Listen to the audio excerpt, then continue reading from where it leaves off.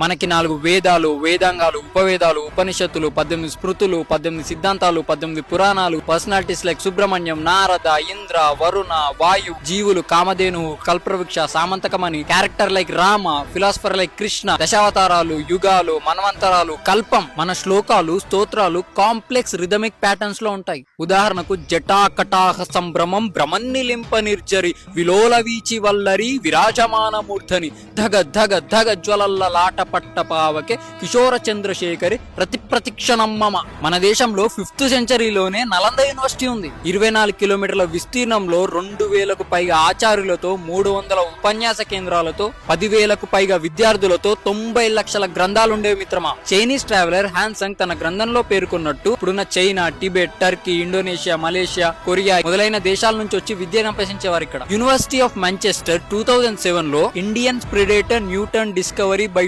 250 years అంటే భారతీయులు Newton కన్నా 250 years ముందే గ్రావిటీ యొక్క థియరీ కనుక్కున్నారని నేను చెప్పడం కాదు, యూకేలో ఉన్న యూనివర్సిటీ ఆఫ్ మాంచెస్టర్ చెప్పింది. మనకి మహర్షి కన్నడ్ రాసిన వైశేషిక దర్శనంలో ఉంటుంది గురుత్వ ప్రయత్న సంయోగనాం ఉక్షేపణం, అదే గ్రావిటీ థియరీ. ఇటలీలో ఉన్న పీసా టవర్ 5.5 degrees లీన్ అయితేనే వండర్ అయినప్పుడు, వారణాసిలో ఉన్న రత్నేశ్వర్ మందిరం 9 degrees లీన్ అయింది. ఇవి పుక్కిటి పురాణాలు కావు మిత్రమా, పరిడవిల్లే నాగరికతలో పుట్టిన పురాణాలు. ఇప్పుడు వెంటనే ఈ సూడో సెక్యులరిస్టులు, కమ్యూనిస్టులు, ఎథిస్టులు అందరూ వచ్చి మరి అంత టెక్నాలజీ ఉన్నప్పుడు రాకెట్ కనిపెట్టొచ్చు కదా అని అంటారు. వాళ్ళు తెలుసుకోవాల్సిన విషయం ఏమంటే, సుమారుగా 800 సంవత్సరాలు మనని పఠాన్లు, షేకులు, బాబర్లు, మొఘళ్ళు, నిజాంలు మన దేశం మీద దండెత్తి టెంపుల్స్ ని డిస్మాంటిల్ చేశారు, గ్రంథాలను తగలబెట్టేశారు, కల్చర్ ని నాశనం చేశారు. దీని వల్ల మనకిప్పుడు నాలెడ్జ్ గ్యాప్ ఏర్పడ్డది. మనని 200 సంవత్సరాలు బ్రిటిషర్స్ మనం దోచుకొని మిషనరీస్ పెట్టి ఇండైరెక్ట్ గా మన కల్చర్ మీద దాడి చేశారు. అంటే సుమారుగా 1000 years ఇన్వేజన్ కి గురైన కంట్రీ మనం. కానీ ఎంతమంది ఎన్ని చేసినా మన రామచంద్రమూర్తి నుంచి మనం వేరు చేయలేకపోయారు.